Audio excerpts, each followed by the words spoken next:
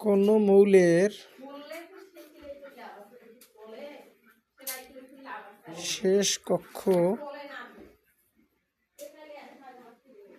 পদে যদি 1, 2, 3 থাকে তাহলে সেই সব মৌলের যোজনী 1, 2, 3 হয়।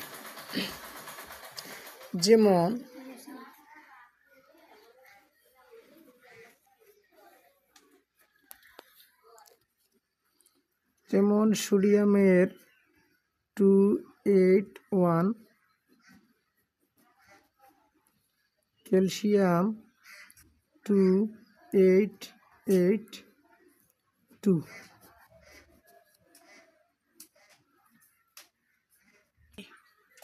অ্যালুমিনিয়ামের 288,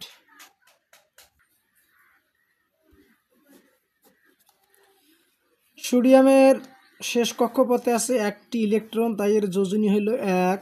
ক্যালসিয়ামের শেষ কক্ষপথে 2টি ইলেকট্রন আছে, তাই তার যোজনী হলো 2। হ্যাঁ, অ্যালুমিনিয়ামের শেষ কক্ষপথে 3টি ইলেকট্রন আছে, তাই তার যোজনী 3।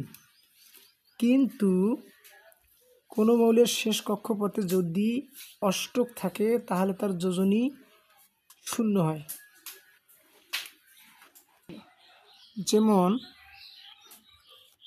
আমরা আর্গনটা ধরতে পারি, এই অর্থে হচ্ছিল আর্গন 18।